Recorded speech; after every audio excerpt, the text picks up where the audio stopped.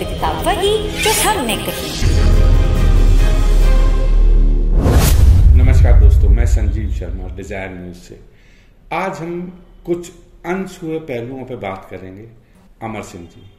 अमर सिंह जी भारतीय राजनीति के एक बड़े ही मजे हुए इंसान थे। 2 साल पहले 1 अगस्त को उन्होंने सिंगापुर के एक हॉस्पिटल में अपनी अंतिम सांस ली। अमर सिंह एक ऐसा नाम है जो सिर्फ भारत में ही नहीं, दुनिया में एक उनका बोलबाला था। अगर हम बॉलीवुड की बात करें, राजनीति की बात करें, तो कौन सी ऐसी जगह है जहां पे अमर सिंह जी का नाम ना आता हो। 64 साल की एज के अंदर उनका जाना भारतीय राजनीति और उद्योग जगत के लिए एक बहुत बड़ी हानि थी। आज 2 साल उनको हो गए हैं। आज हम उनके कुछ अनछुए पहलुओं को कवर करेंगे। हम देखेंगे कि एक इंसान ने कहां से चलकर कितनी तरक्की करी। आजमगढ़ से कैसे उनका सफर शुरू हुआ, कैसे वो यहां से अपनी पढ़ाई पूरी करने के बाद वो कलकत्ता चले गए। कलकत्ता में जाके उन्होंने वहां पे कैसे पीआर को अपनी को स्ट्रांग बना के, और एक वक्त ऐसा आया कि लुटियन जोन नई दिल्ली के इलाके में राजनीतिक गलियारा हो, औद्योगिक गलियारा हो, किस गलियारे में कौन आदमी है जो अमर सिंह को नहीं जानता।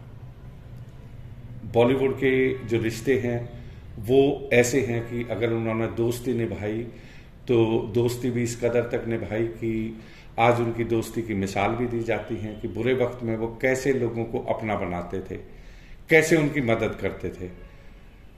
अगर मैं बात करूं कि समाजवादी पार्टी के अंदर कैसे मुलायम सिंह यादव ने उनको अपने करीब लाके और समाजवादी पार्टी को एक अहम ओहदे तक लेके गए। वो देवगौड़ा की गवर्नमेंट थी, देवगौड़ा को हिंदी नहीं आती थी तो मुलायम सिंह जी को अंग्रेजी नहीं आती थी।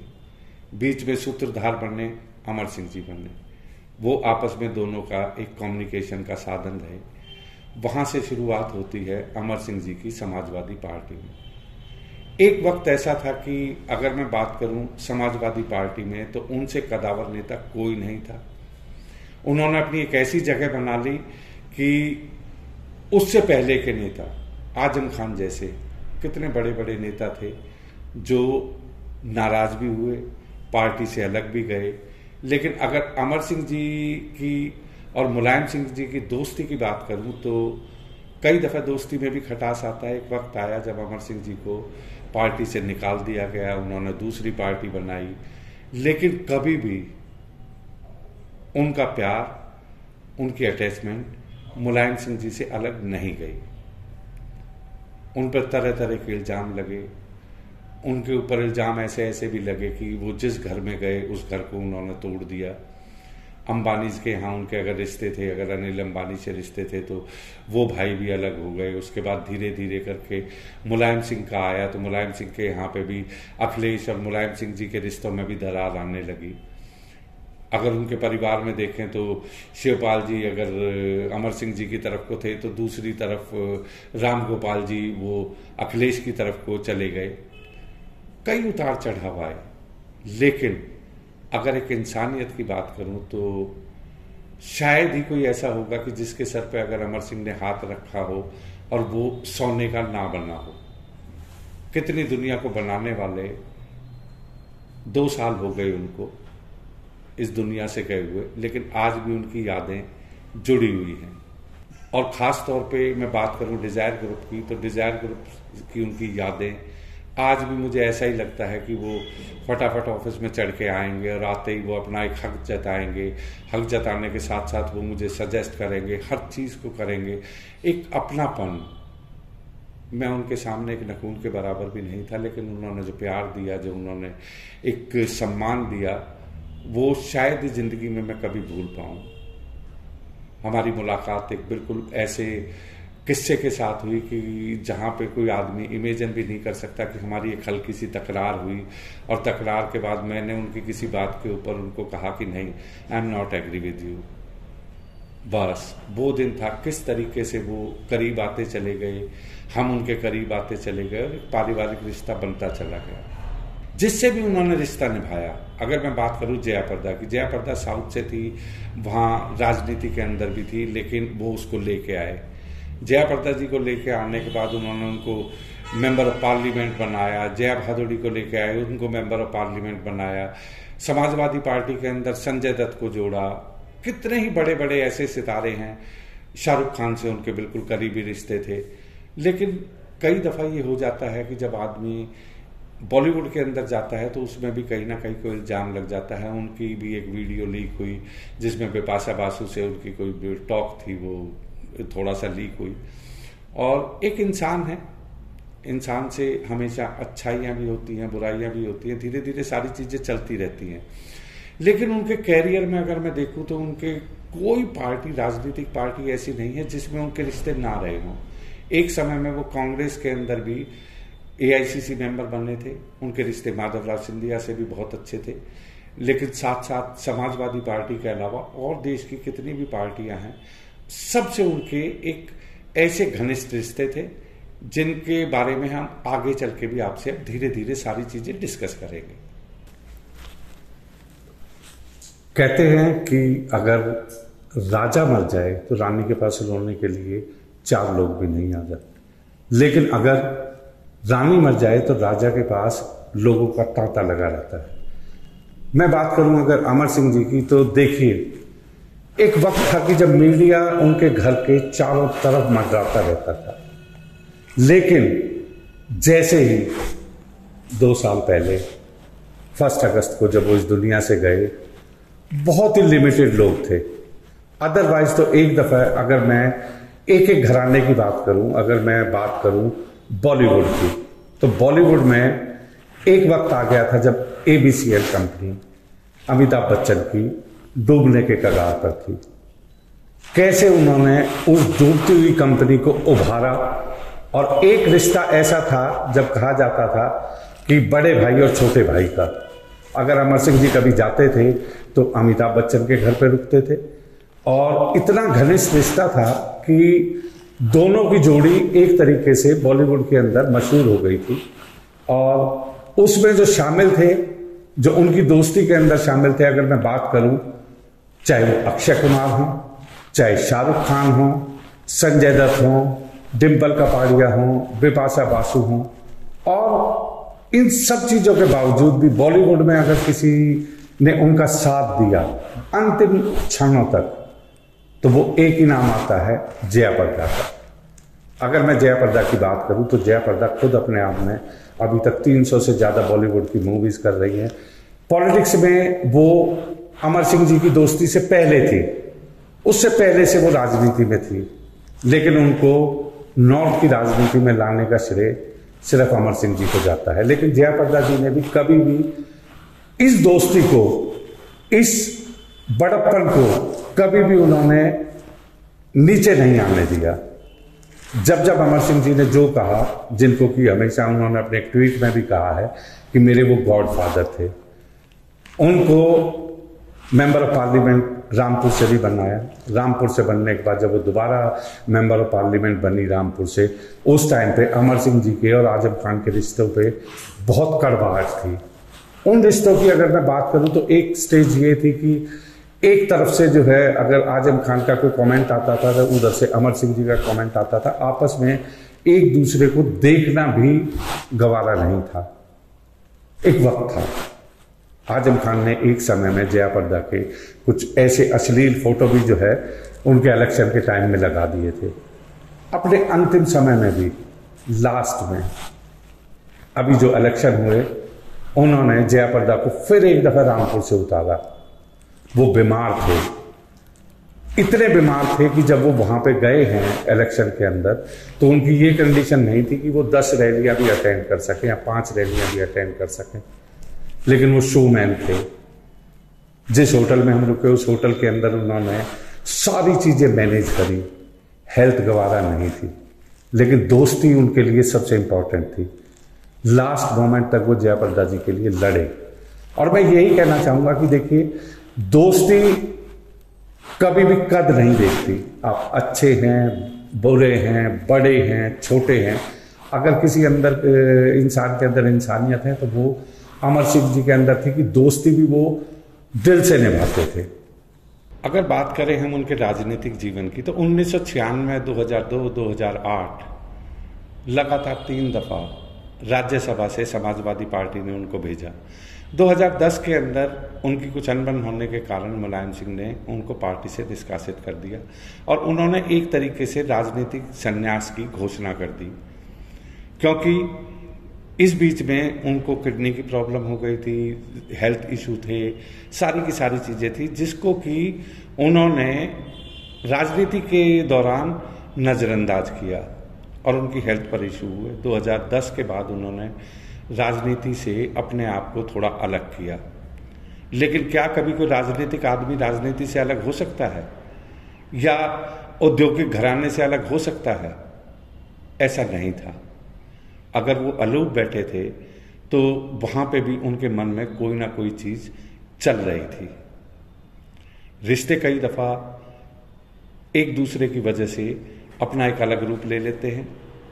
अगर मैं अमर सिंह जी की बात करूं कि उन्होंने रिश्तों को निभाया कैसे, भले ही वो कितना ही भी समाजवादी से दूर हो गए हों, लेकिन उसके बावजूद भी उन्होंने लास्ट मोमेंट पर आकर एक दफा अखिलेश को नमाजवादी बोला था कि वो हमेशा मोहम्मदन्स का साथ देते हैं और वो नमाजवादी हैं।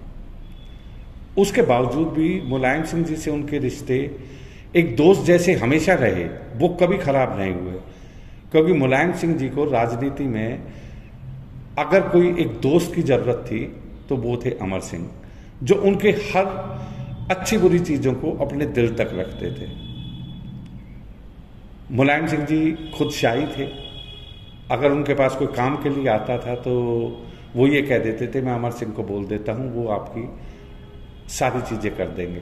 तो उनका जो भी ऑफिशियल वर्क था, जो भी उनकी चीज़ें थी पर्सनल थी, वो सब अमर सिंह जी देखते थे। वक्त का कभी कुछ नहीं पता होता। इसी बीच इस दौरान उन्होंने अपने बिजनेस की तरफ को ध्यान दिया, बच्चों की तरफ को ध्यान दिया। उनके 2 बेटियां हैं, 2001 में दोनों जुड़वा बेटियां हुई। और बच्चों की तरफ उनका पहले जब राजनीति में थे तो ध्यान नहीं जाता था, लेकिन 2010 के बाद उन्होंने अपने बच्चों की तरफ ध्यान देना शुरू किया। पत्नी की अगर मैं बात करूं तो एक ऐसी भारतीय नारी है जो कि एक राजघराने से है। उनका जो योगदान रहा वो एक ऐसा योगदान था कि मैं कई दफ़ा जब घर जाता था तो मैं देखता था कि उनकी टेबल पे इतने कागज रखे होते थे, वो चेक साइन कर रही हैं, सब कुछ कर रही हैं, बिजनेस के अंदर इतना बड़ा रोल अदा कर रही है। एक किस्सा मैं हल्का सा सिर्फ आपको बताना चाहता हूँ कि एक दिन मैं उनसे जब बात कर रहा था तो मैंने कहा, आप राजनीति से अलग क्यों हो रहे हैं? तो उन्होंने कहा कि मैंने ज़िंदगी में बहुत बड़े बड़े ब्लंडर किए हैं। मैंने हमेशा 2009 से पहले अगर मैंने किसी इंसान के सर पे हाथ रख दिया तो वो सोने का बन जाता था।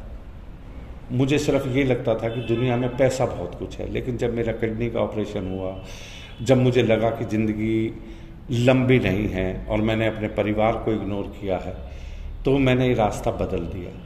उनको कभी भी ये नहीं था कि कभी उनके पास ऐसा वक्त आएगा कि अगर किडनी के ऑपरेशन के दौरान उनको कुछ हो जाता तो हो सकता है कि आज उनके बच्चे दर दर की ठोकरें खा रहे होते, जैसा प्रमोद महाजन के साथ हुआ कि उनका बेटा बिल्कुल अलग रह गया। अदरवाइज एक समय में प्रमोद महाजन को पूरे भारतीय जनता पार्टी का एक फंड रेजर समझा जाता था।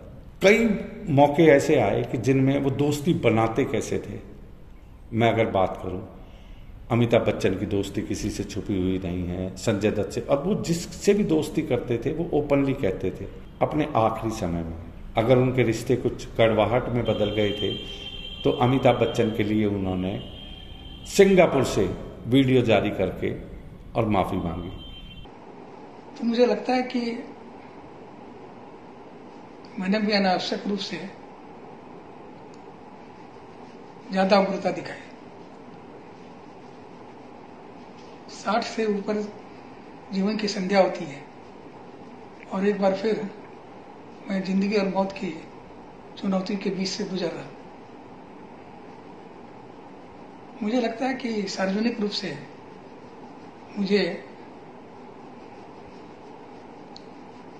और कोई कारण नहीं तो इस कारण कि हमसे उम्र में वो बड़े हैं, उनके प्रति नरमी रखनी चाहिए थी। और जो कटु वचन उन्होंने बोला उसके लिए खेद भी प्रकट कर देना चाहिए, क्योंकि मेरे मन में कटुता और नफरत से ज्यादा उनके व्यवहार के प्रति निराशा रही। लेकिन उनके मन में लगता है न तो निराशा है न तो कटुता है,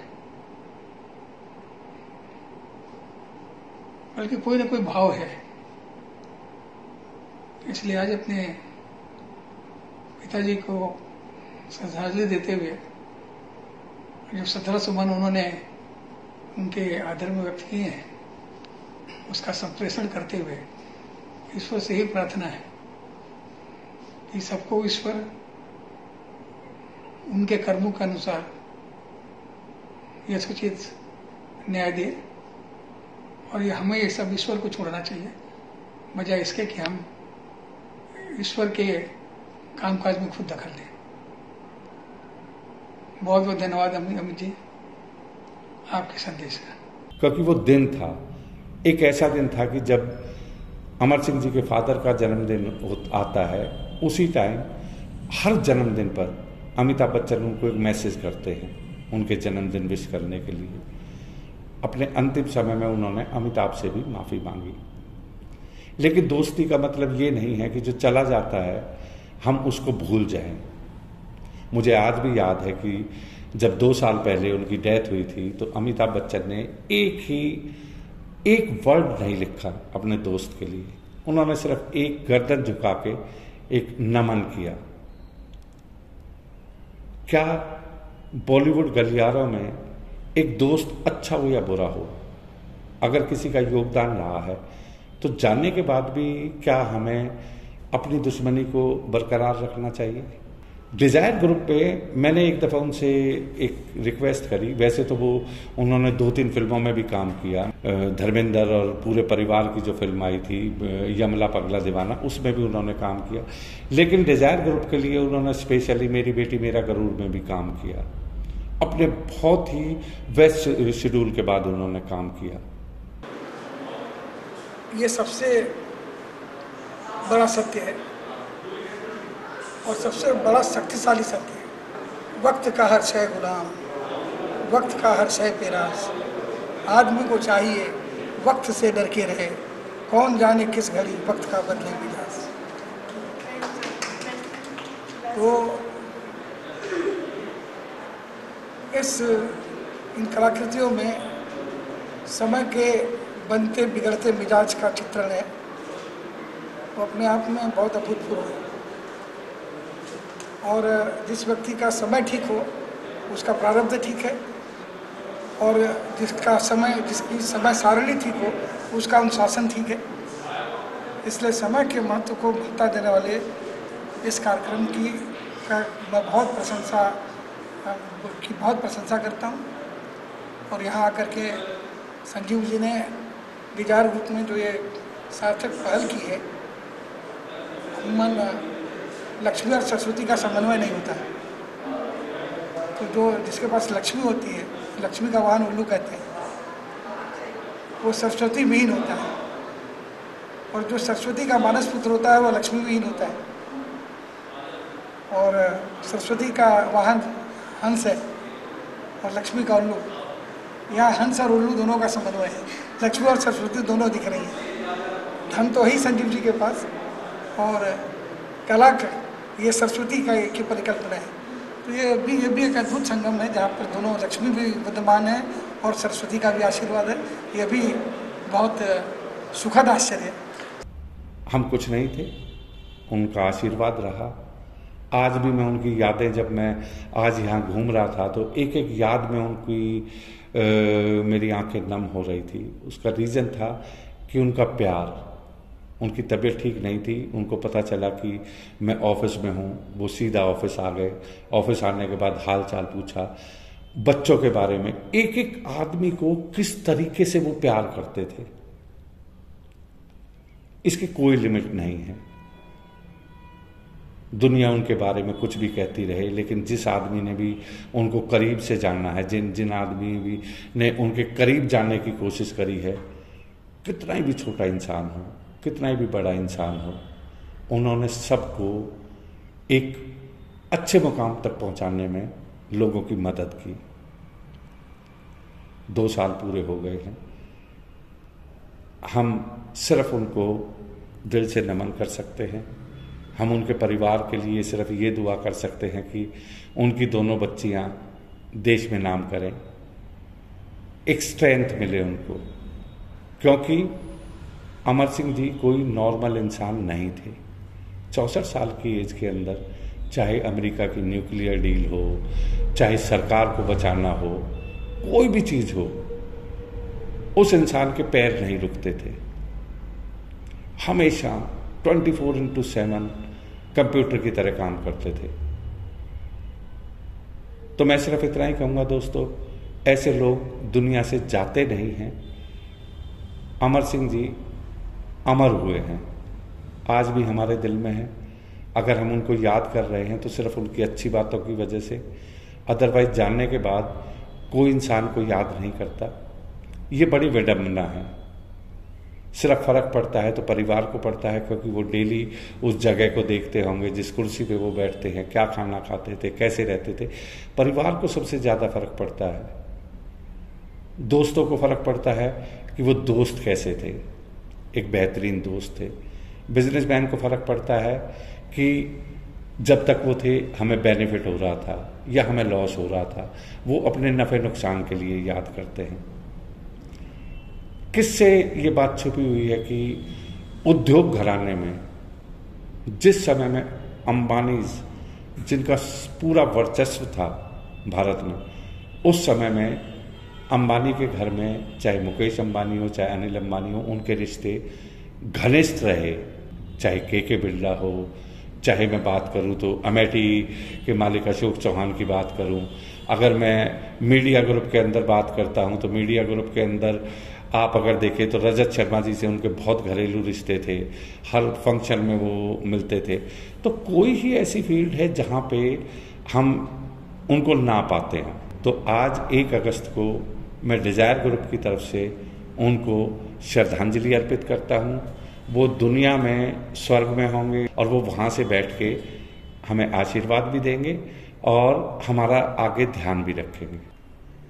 दोस्तों, देश में प्रधानमंत्री थे मनमोहन सिंह जी और हमारे राष्ट्रपति थे APJ अब्दुल कलाम।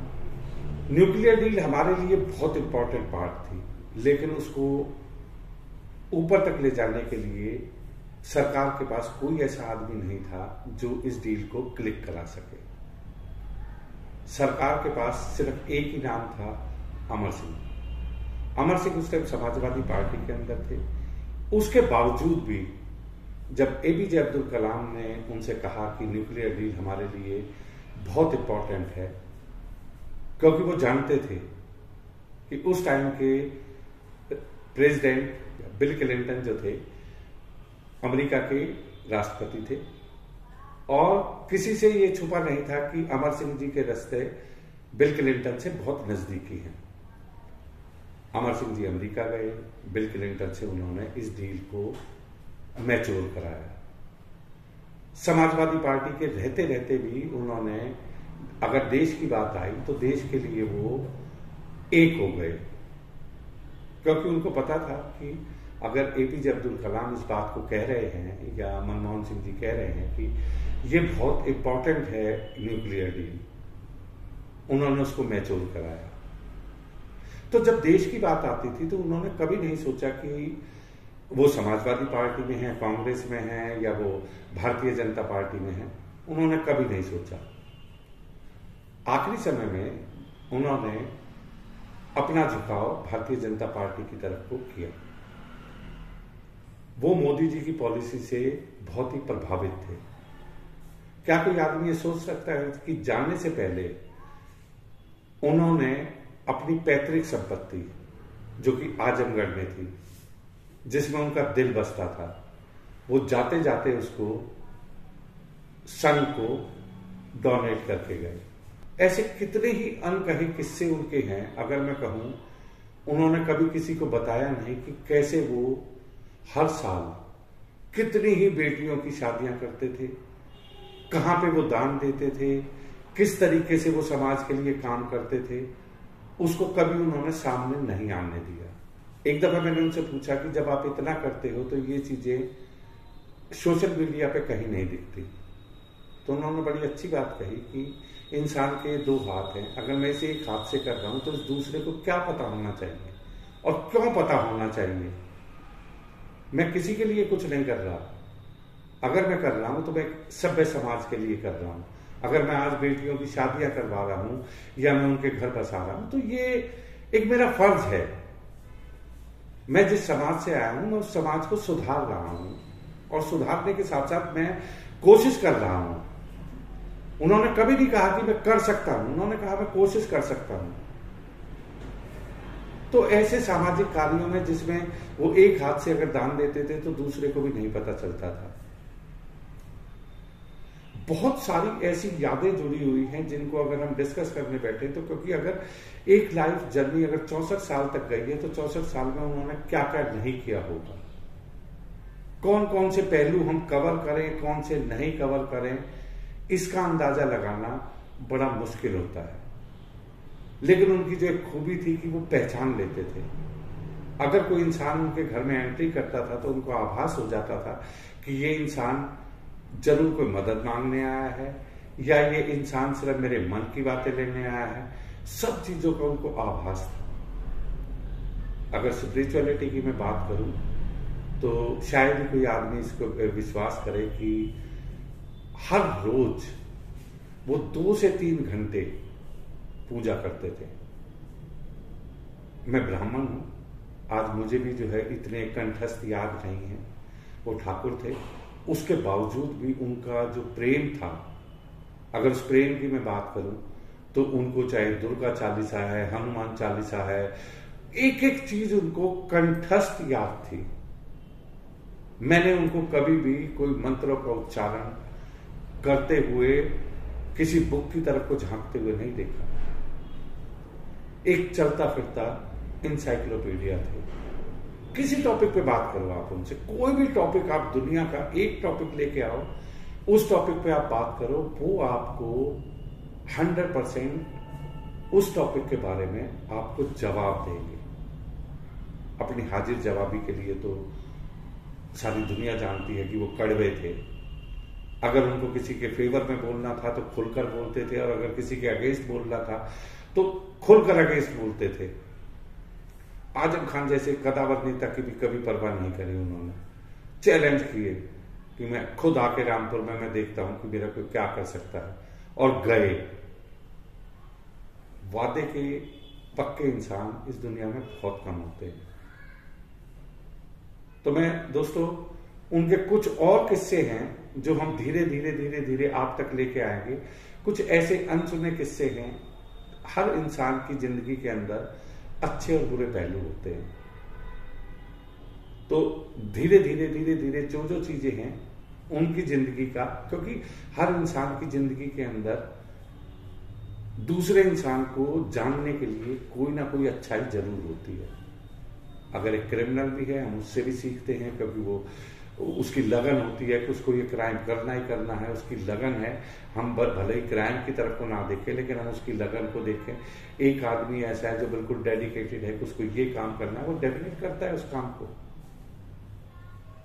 ऐसे शख्स विरला होते हैं, तो उनको मैं श्रद्धांजलि अर्पित करता हूं, और जिंदगी में वो जहां पे भी रहें खुश रहें और वापस हमारे ही देश आए, हमारे ही भारत में दोबारा वो जन्म लें। यही मेरी कामना है। नमस्कार।